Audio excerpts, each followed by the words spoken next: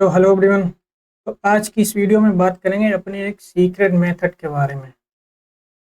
ये अभी तक शायद ही किसी ने इसके बारे में डिस्कस किया हो। इसमें आपको एक नया एस्पेक्ट पता चलेगा कि इस तरह से जो सिंपल चीज़ें होती हैं उनको अगर दूसरे तरीके से देखें तो इसमें कितना बेनिफिट हो सकता है। आज जो मेथड जिसके बारे में बात करेंगे उसको आप अपनी इन्वेस्टिंग में यूज कर सकते हैं। ठीक है, इसको आप स्विंग ट्रेडिंग में यूज कर सकते हैं। ईटीएफ इन्वेस्टिंग जो लोग करना पसंद करते हैं उसमें भी इसको यूज कर सकते हैं। और पोजिशनल ट्रेडिंग जो स्टॉक आप लॉन्ग टर्म के लिए होल्ड करते हैं, तो आप इन मल्टीपल जगह पे इसको आप आराम से यूज कर सकते हैं। तो इसके बारे में बहुत कम लोगों ने यूट्यूब पे बात करी, करी भी होगी तो हज़ार में कोई एक होगा।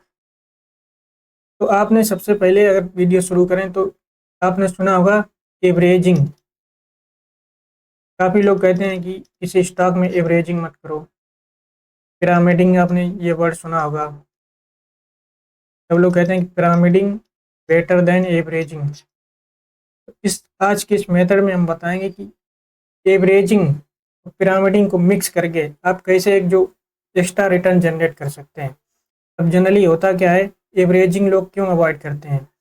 कोई प्राइस, अगर स्टॉक का प्राइस इस तरह से डाउन ट्रेंड में आ रहा है, अब उनको लगता है कि यहाँ पे अगर हमने मान लो बाई किया, उसके बाद प्राइस नीचे आया, हमने यहाँ पे भी एवरेजिंग कर ली और नीचे यहाँ पे एवरेजिंग कर ली, अब कोई यस बैंक जैसा निकला तो बिल्कुल ही कैपिटल जीरो हो जाएगी। तो इस तरह से एवरेजिंग का जो कॉन्सेप्ट था, ये लोग इसको अवॉइड करने लगे। उसके बदले में फेमस क्या हो गया, पिरामिडिंग। जैसे कि कोई स्टॉक प्राइस आपने यहाँ पर बाय किया, उसके बाद लोग कहते हैं जब ये अप ट्रेंड में शिफ्ट हो जाए तो यहाँ पे ऐड कर सकते, थोड़ा और अप ट्रेंड में जा रहा तो यहाँ पे ऐड कर सकते। इस तरीके से यानी कि अप ट्रेंड में प्राइस चल रहा है उसमें पिरामिडिंग तो जो कि सेफ है भी, वो करनी भी चाहिए, इसमें कोई गलत तो है नहीं। लेकिन अगर इन दोनों मेथड को अगर हम कंबाइन कर दें तो इससे जो रिटर्न जनरेट होगा, जो एक्स्ट्रा रिटर्न जनरेट होगा, वो लॉन्ग टर्म में काफ़ी बेनिफिट होगा उसका। अब एग्जांपल के लिए मानते हैं जैसे कोई स्टॉक का प्राइस है, इस तरीके से यहाँ पे चल रहा है, यहाँ पे हमने इसको प्राइस परचेज की, यहाँ पे हमारा बाइंग एरिया है। ठीक है, अब यहाँ पे हम बैठे पिरामिडिंग के लिए कि जब स्टॉक अप ट्रेंड में शिफ्ट होगा या जब प्राइस में मोमेंटम आएगा तो हम इसमें धीरे धीरे अपनी पोजीशन ऐड करते जाएंगे। लेकिन प्राइस क्या होता है, जनरली अधिकतर लोगों के साथ होता है, जहाँ पे बाई किया वहीं से 10% 20% प्राइस नीचे डाउन आ जाता है। यहाँ पे थोड़ी देर कंसोलिडेशन में रहा, काफ़ी लंबे टाइम, उसके बाद प्राइस धीरे धीरे अप ट्रेंड में शिफ्ट हुआ। उसके बाद से यहाँ पे हम फिर पिरामिडिंग शुरू करते हैं, यहाँ पे ऐड किया, फिर प्राइस में वापस से रिट्रेसमेंट आया, वहाँ पे ऐड किया, इस तरीके से। अब लेकिन इसमें एक लूप होल क्या है, ये जो यहाँ पे इतने लंबे टाइम तक, तो ये जो डाउन ट्रेंड यहाँ पे 20% 30% स्मॉल कैप स्टॉक होते हैं 40-50% तक करेक्ट कर जाते हैं। तो ये जो यहाँ पे करेक्शन हुआ, आप सही थे, आपकी एनालिसिस भी सही थी, प्राइस अप ट्रेंड जा रहा है, आपने सब कुछ सही एनालिसिस की इसमें। लेकिन उसके बाद जो प्राइस में यहाँ पे जो 20-30% नीचे आया था, ये जो यहाँ पे मौका था एवरेजिंग करने का, ये तो हाथ से निकल गया।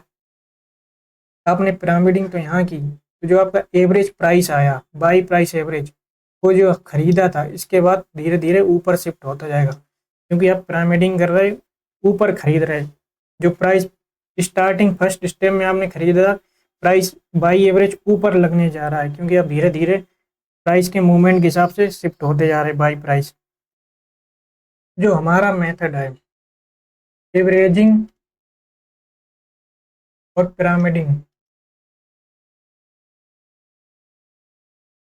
इन दोनों का यूज कैसे करेंगे?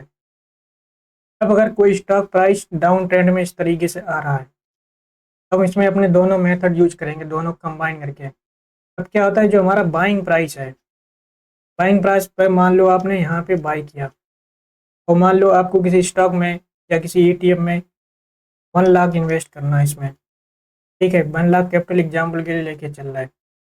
अब आपने क्या किया कि यहाँ पे आपने बाइंग प्राइस पे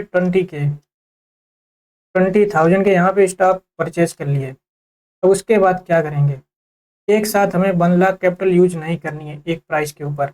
यहाँ पे हम 20% अपनी कैपिटल यूज कर चुके हैं, 20,000 यहाँ पे हमने बाई प्राइस किया यहाँ पे।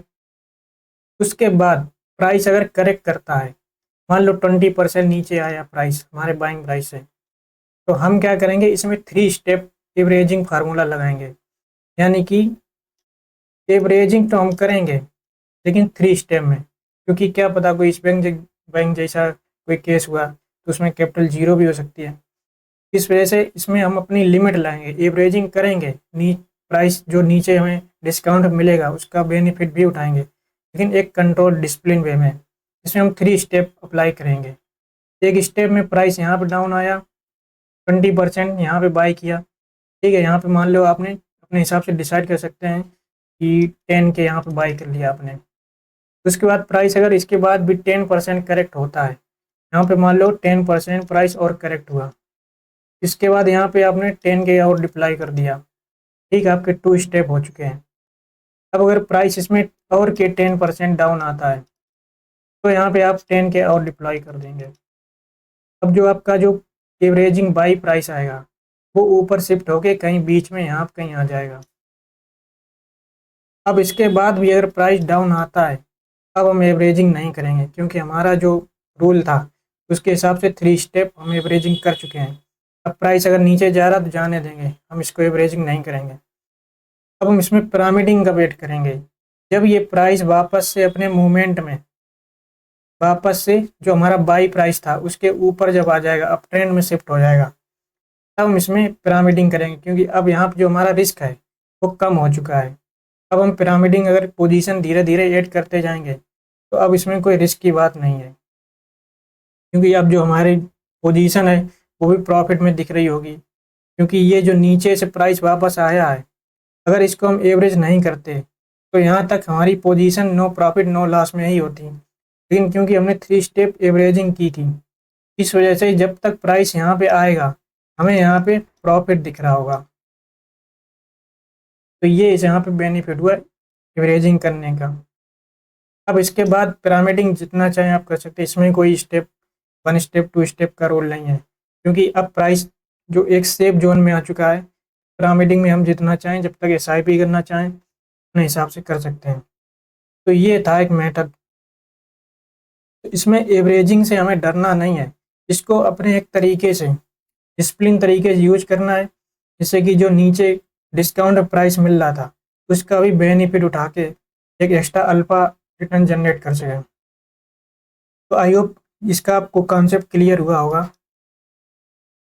तो इसको अपनी इन्वेस्टिंग में या स्विंग ट्रेडिंग में काफ़ी फ्रिक्वेंटली यूज कर सकते हैं, काफ़ी बेनिफिट होगा इसका। तो अगर आपको इस वीडियो से इसमें कुछ मेथड में जो भी डाउट है तो आप नीचे कमेंट बॉक्स में लिखना, उसका हम रिप्लाई ज़रूर देंगे। तो आज की इस वीडियो में बस इतना ही, मिलते हैं नेक्स्ट वीडियो में। Thanks for watching.